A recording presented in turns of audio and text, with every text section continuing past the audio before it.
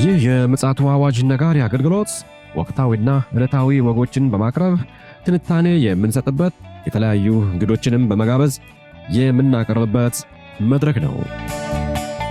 መረጃዎችን ያጠናከረ ይዞልን የሚመጣው ፓስተር አለማየሁ ነሙ ሲሆን ፕሮግራሙን የመራና መሰናዶውን ኤዲት በማድረግ ወደ እናንተ የሚያቀርበው ይልቃል አስራት ነው። መልካም ጊዜ። ሻሎም ሻሎም፣ ውድ የተከበራችሁ የምፅዓቱ አዋጅ ነጋሪ አድማጮቻችን ሰላም ለእናንተ ይሁን። በዕለተ ማክሰኞ ብቅ ብለናል። እንዴት ዋላችሁ? የቀኑን መረጃችንን ወደ እናንተ ለማድረስ እንግዲህ በትጋት ላይ እንገኛለን። እንደተለመደው መረጃዎችን አሰባስቦ ማንቂያ ደወል እየደወለልን ያለው ወንድማችን ፓስተር አለማየሁ ነሙ መረጃውን ይዞ ተዘጋጅቶ አጠገቤ ይገኛል። እንግዲህ በምናቀርበው አገልግሎት አስተያየታችሁን የምትሰጡን እንዲሁም ደግሞ አቅጣጫዎችን የምትጠቁሙን ታበረታቱን የምትጸልዩልን ወገኖች እግዚአብሔር አብዝቶ ይባርካችሁ። በዚሁ እንድትቀጥሉ እናበረታታለን። እንግዲህ የምንለቃቸው መረጃዎች ደግሞ ወደ እናንተ ይደርሱ ዘንድ በየቀኑ የምንለቃቸው ሰብስክራይብ በማድረግ እንግዲህ መከታተል ትችላላችሁ። ለሌሎችም ወገኖች በማጋራት እስኪ የዛሬውን ፕሮግራም እንጀምር። መልካም ጊዜ እንዲኖረን እመኛለሁ። ይልቃል አስራት ነኝ ከምፅዓቱ አዋጅ ነጋሪ አገልግሎት። አድማጮቻችን እንግዲህ ዓለማችን ላይ በርካታ መረጃዎች እየተደመጡ ይገኛሉ። ከነዛ ውስጥ እንግዲህ መረጥ አድርጎ ሊያስደምጠን ፓስተር አጠገቤ ይገኛል። ምን መረጃዎችን ይዞልን መጣ የሚለውን ከሰላምታው በኋላ የምናደምጥ ይሆናል። ሰላም ላንተ ይሁን ፓስተር፣ እንደምን አለ? እንደምን አለ ወንድም ይልቃል? ሰላም ነው? እንዴት ነህ? እግዚአብሔር የተመሰገነ ይሁን። እንግዲህ መረጃ ይዘህልን መጣል ለዛሬ። እስኪ ምንድነው ይሄ መረጃ? እንግዲህ ምንድነው የኢራን ጦርነት የማብቂያ የመጀመሪያ ደረጃ ስምምነት መደረጉ ከተሰማ በኋላ የቡድን 7 G7 ሀገራት ጉባኤ በፈረንሳይ አስተናጋጅነት በአስገራሚ ሁኔታ መካሄድ ጀምሯል። እንግዲህ የሚኒስትሮች ስብሰባዎቹ ቀጥለዋል። ከነሱ ይዛ ያለው ፈረንሳይ ለቀናት በጥንቃቄ ስትዘጋጅ የነበረውን ጉባኤ አጀንዳ የለወጠ ይህ ስምምነት የጉባኤውን ዋና አጀንዳ ይሆናል ተብሎ ይጠበቃል። በኢራንና አሜሪካ መካከል የተደረገው ድርድር ስምምነት ዋና አጀንዳ ይሆናል ተብሎ እየተጠበቀ ነው ያለው። እንግዲህ የጉባኤው አጀንዳ ይለወጣል የሚል ሩመሮች አሉ። ጉባኤ ዋና አጀንዳ ይሆናል ተብሎ ይጠበቃል። እንግዲህ ከዚህም ጉባኤው እንግዲህ ምናልባትም አጀንዳውን ይለውጣል ተብሎ እየተጠበቀ ነው። እነዚህ ቡድን 7 የሚባሉት ሀገሮች አሜሪካ፣ ካናዳ፣ ፈረንሳይ፣ ጀርመን፣ ጣሊያን፣ ብሪታንያ እና ጃፓን መሪዎች የሚሳተፉበት የዓለማችን 7ቱ ትልልቅ የኢኮኖሚና የፖለቲካን የኢኮኖሚ መድረክ ቁንጮች ናቸው። ግን ከነሱ አሁን ለምሳሌ የሩሲያ ኢኮኖሚ እንደ ባናነሳ እንኳን የቻይና ኢኮኖሚ ግዙፍ ኢኮኖሚ ነው። ቻይና ግን 7ቱ አገራት ውስጥ የለችም። በፖለቲካም ቢሆን አሁን ከፍተኛ ተጽዕኖ እያመጣች ያለች ሀገር ነች። ጊዜ በኋላ አሜሪካንን በፊት ታስታውሳለህ? G8 ነበረ። G8 ነበረ።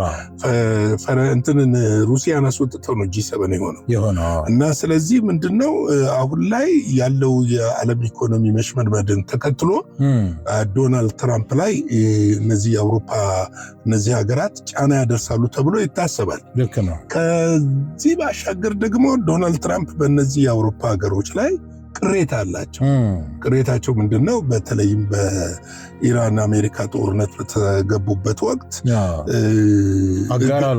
እገዛም አላደረጉም፣ አጋር አልሆኑም። እንደው ወደ መጨረሻ ታስታውስ ከሆነ ጦርነቱ በጣም እየተፋፋመ በመጣበት ሰዓት ጭራሽ አገሮቹ ከኔ አገር ምንም አይነት በረራ አይካሄድም ወደ ማለትና ወደ መከልከል የጸረ ሚሳኤል ባትሪን እስከ መከልከል ደረጃ የደረሱ ሀገሮች እነ ጣሊያን፣ ስፔን የመሳሰሉትን ፈረንሳይ የመሳሰሉትን ማንሳት ይቻላል። እንግዲህ እነዚህ የዓለም 7 ታላላቅ ኢኮኖሚ ሀገሮች የሚባሉት አሁን ላይ አይመስለኝም። ምክንያቱም የኢኮኖሚ መልክ የቀየረ ስለሆነ እንግዲህ ከዚህ በፊት በነበረው ሁኔታ ነው የሚቀጥለው ይዘውት የሄዱት እነሱ። እንግዲህ መሪዎቹ ዓመታዊ የውጭ ፖሊሲዎችን ለማስተካከል በመካከላቸው ያለውን ልዩነት ለመፍታትና ዓለም አቀፍ የኢኮኖሚ ችግሮችን ለመቅረፍ በየዓመቱ ይገናኛሉ።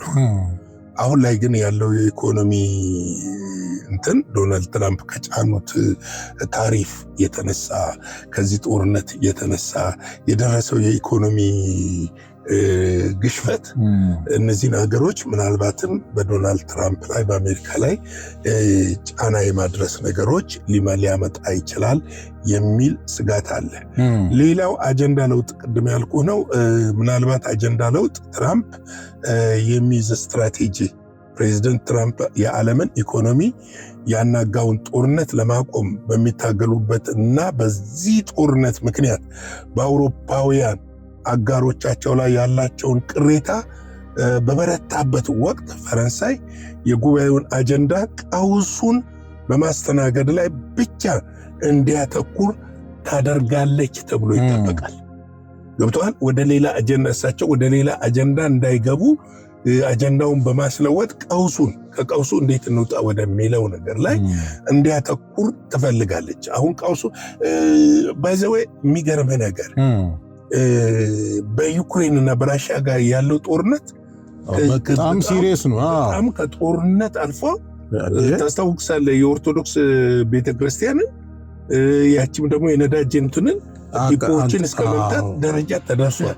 ጦርነቱ በጣም እየከፋ የመጣበት ወቅት በምላሹም ሩሲያ በጣም ከባድ ውድመት ኬቭ ላይ አደረሰ።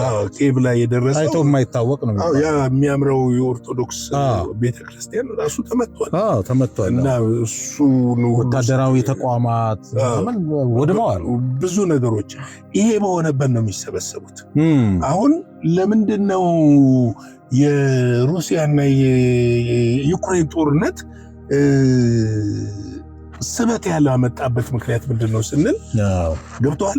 ይሄኛው የዓለም 20% ነዳጅ የሚጓጓዝበትና አብዛኛው አውሮፓ ሀገሮች ነዳጅና ጋዝ የሚያስገቡበት ኤዥያ አፍሪካ ሀገሮች ነዳጅና ጋዝ የሚያስገቡበት ስለሆነ ነው እንጂ ያኛው ጦርነት ትንሽ ጦርነት ሆኖ አይደለም። አሁን ላይ ያለው እንደውም ስጋት ያለው አሁን ዙሪያውን ያሉ የአውሮፓ ሀገሮች በስጋት ውስጥ ወድቀው ባሉበት ሰዓት ነው እነዚህ G7 መሪዎች የሚገናኙት።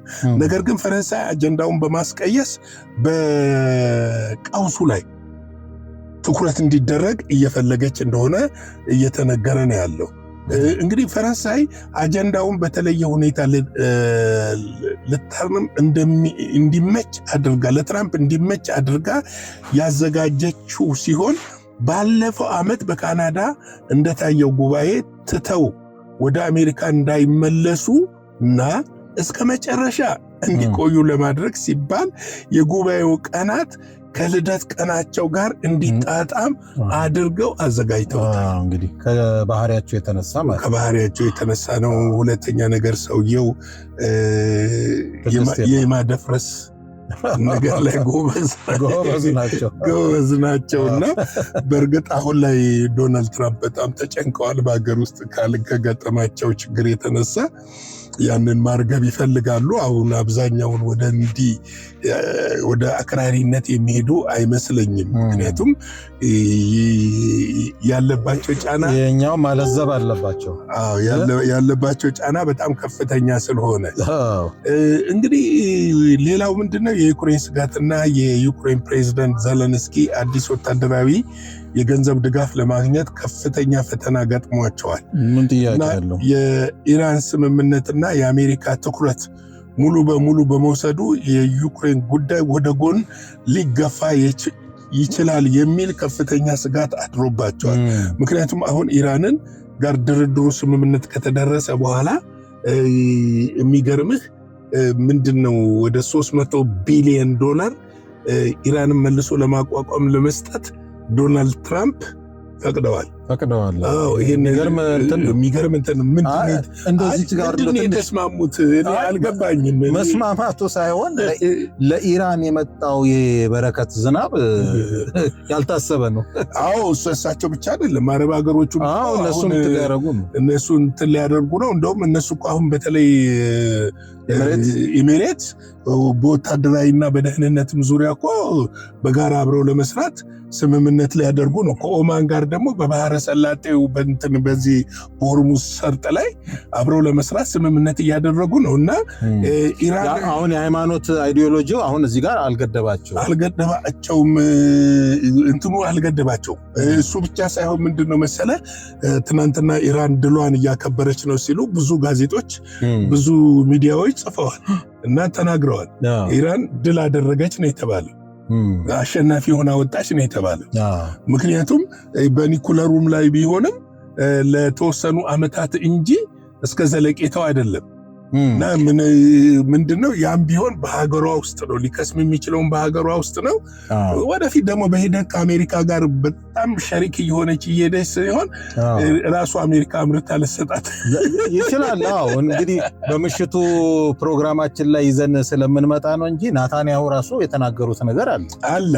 ምንድነው እሱ በምሽት ፕሮግራም ላይ አይነ የገረመኝ ምን መሰለህ፣ በዚህ ፍጥነት እንዴት ነው ሊዋሃዱ የቻሉት የሚለውና ጉዳይ የሚያነሳ ነው። እና የዩክሬን ደግሞ ተረሳሁ ማለቷ እንግዲህ እዚህ ጋር መሰለ የዶናልድ ትራምፕ የነጋዴነት ባህሪያቸው ገብተዋል። የሚያመጣው ከባድ ነገር አለ፣ ምንም ጥያቄ የለም። የደፈረሰውን መልሶ የማጥራት ደግሞ ተሰጥኦም አላቸው። አሁን እንግዲህ ይሄ ስምምነት ለአንደኛው ስጋት ለአንደኛው ደስታ መሆን አለበት ብዬ አላስብም። ዩክሬን በራሷ በቀረበላት የድርድር ጊዜ አለመግባባት ፈጥራ ድርድሩን ባለመቀበሏ ነው እዚህ ደረጃ የደረሰችው እንጂ እድሉ መጥቶ ነበረ እና እድሉን መጠቀም ነው። ገብቶሃል? ሰውየው የአውሮፓውያን መሳሪያ ሆነ። አውሮፓውያን አሁን ፊታቸውን መለሱ። ሁልጊዜም እኮ ምን መሰለህ ተረጂ ስትሆን ሁሌ እየተረዳ የሚረዳ ሰው ይደክማል፣ ይሰለቻል። ስለዚህ ከእርዳታ መውጣት ካልቻልክ እንደ ሀገር መቆም አትችልም። የማንም መሆን ትችላለህ። የኢራኑ ምንድነው ናቹራል ይሄ አይምሮ ብቃታቸውን በመጠቀም ሁለተኛ መብታቸውን ነው የጠየቁት። እዛስ እንትን ነው አሁን እስራኤል እየሄደችበት ያለው ነገር ጥሩ ባይሆንም ግን እነሱ በዚህ እንትን ሆነዋል። እና G7 ዋና መወያያ ይሄ አጀንዳ ይሆናል ተብሎ እየተጠበቀ ነው ያለው።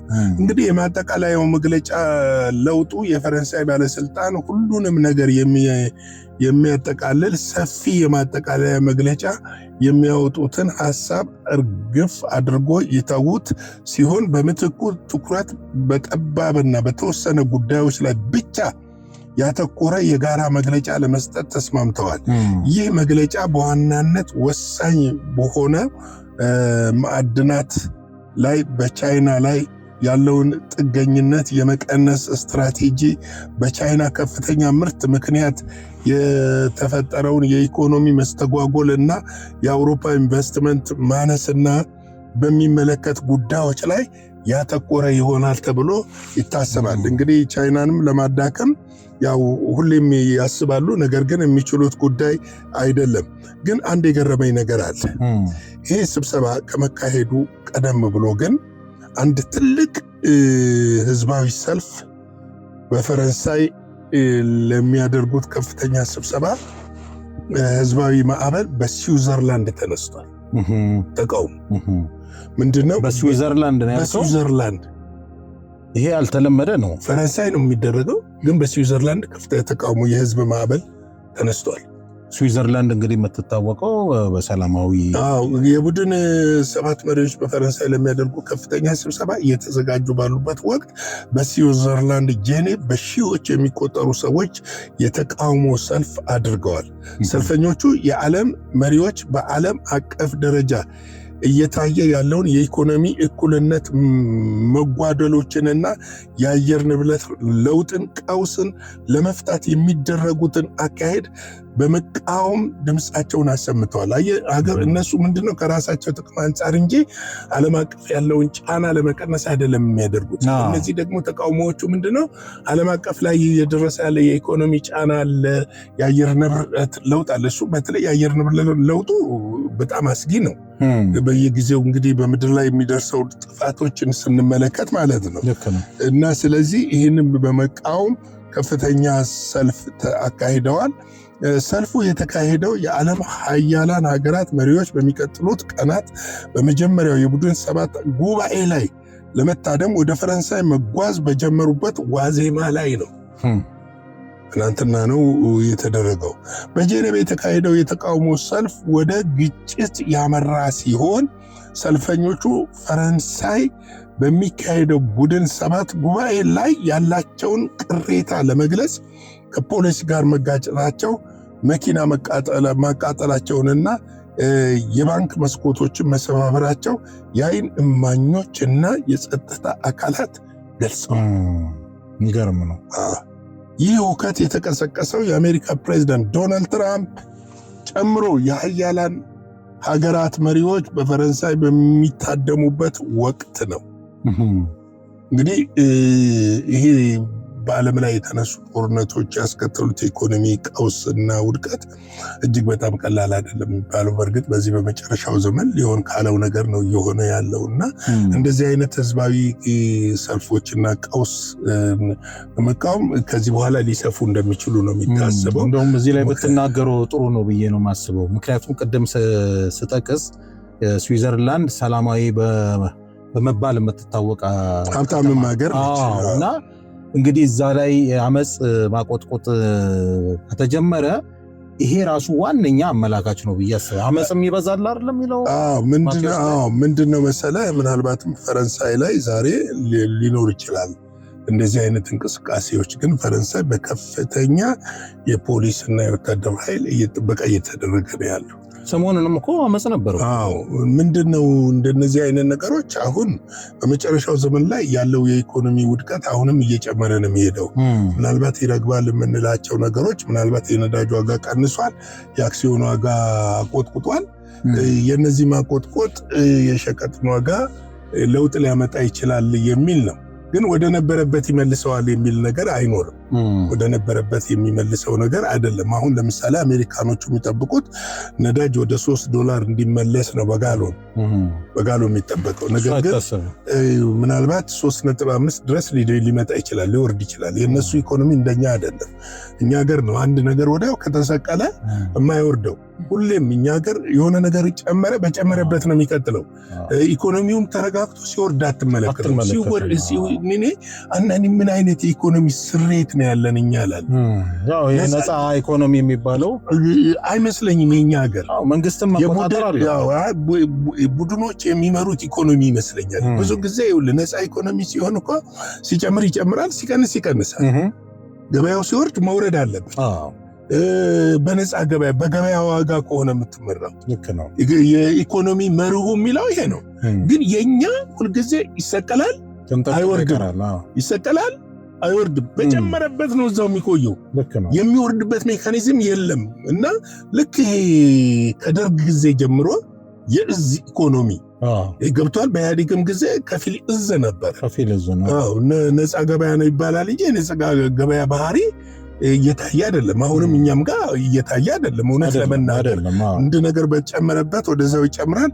አንደኛው ስፋት ያለው አይመስለኝም። አስመጪዎቹ ሰፊ አይደሉም። ሁለተኛ መዋቅሩ ራሱ ጥሩ አይመስለኝም፣ ጤናማ አይመስለኝም። ምክንያቱም መዋቅሩ ጥሩ ሲሆን ውድድሮች ይኖራሉ። የተሻለ ጥራት ያለው ዕቃ የማቅረብ ነገርና የዋጋም ደግሞ የመውጣት የመውረድ ልክ እንደ ገበያው የሚወሰን ይሆን ነበር። ግን አሁን ገበያው የሚወስነው አልመሰለኝም። ብቻ አይገባኝም እኔ ብዙ ጊዜ እኛ ሀገር ለምን እንደዚህ እንደሆነ ከፖሊሲው ይሁን ወይም ከመንግስት ቁጥጥር ውጭ ስለሆነ በእርግጥ መንግስት ሊቆጣጠረው ይገባል። የንግዱ ዘርፍ ላይ ያሉ አስመጪዎች ተመሳሳይ አካሎች መሆናቸው ጥቂት መሆናቸው ይሁን አልገባኝም ብቻ እና ግን ምንድነው እኛ እነሱ ጋር ዓለም ላይ የመቀነስ ነገር አለ። እንደውም አሁን አሜሪካ ውስጥ ነዳጅ የመቀነስ ነገር ታይቷል። ሸቀጥም የመቀነስ ነገር ታይቷል። አክሲዮን ገበያ የመጨመር ጉዳይ ታይቷል። እንግዲህ በእነዚህ ቀውሶች ላይ ይወያያሉ ተብሎ ይጠበቃል። እንግዲህ ለዛሬ ያለኝ ይሄንን ይመስላል። እንግዲህ በዚህ በመጨረሻ ዘመን የሚጠበቁ ናቸው እነዚህ ሁሉ። ምናልባትም ከዚህ በኋላ ትንሽ ጠንከር እያለ ነገሮች ሊሄዱ ይችላሉ የሚል ግምት አለኝ። እግዚአብሔር እንዲረዳን መጸለይና ከእግዚአብሔር ጋር እግዚአብሔር ፊት መሆናችን ነው ትልቁ ነገር የምለው። የጌታ ጸጋ ሰላም ቸርነት ከሁላችን ጋር ይሁን። ሻሎም። እግዚአብሔር አብዝቶ ይባርክህ። እንግዲህ የዓለማችን ወቅታዊ ክስተት እጅግ ተለዋዋጭ ነው። ከሰዓታት በኋላ ራሱ ምን ሊፈጠር እንደሚችል ራሱ ማንም ሊገምት አይችልም እና እነዚህ አሁን የሰለጠኑት ሀገሮች በከፍተኛ ጭንቀት ባሉበት ሰዓት ታች ያለው ደግሞ ይሄ በአነስተኛ ሁናቴ ውስጥ ያለው ማህበረሰብ ምን ያህል ሊጨነቅና ሊያስብ እንደሚችል መገመት ይቻላል። ያው የሚያስጨንቅ ዘመን እንዲመጣ ይህን ወቅ የተባለው በተግባር እያየነው እንገኛለን። ነገር ግን እኛ በክርስቶስ ኢየሱስ ያለን ወገኖች ምን ያህል ለዚህ ነገር ራሳችንን አዘጋጅተናል የሚለውን ጥያቄ ለእያንዳንዳችን በመተው እንግዲህ ለዛሬ ለዕለተ ማክሰኞ የቀን መረጃችን ይህን ይመስላል። በምሽቱ ደግሞ በሌላ መረጃ ተመልሰን እንመጣ ይሆናል። እስከዚያው ድረስ ሻሎም። ለዛሬ ይዘን የመጣነው ወቅታዊ መረጃ ይህንን ይመስል ነበረ። በሌላ ጊዜ በሌላ መሰናዶ እስከምንገናኝ ሰላም ለእናንተ ይሁን።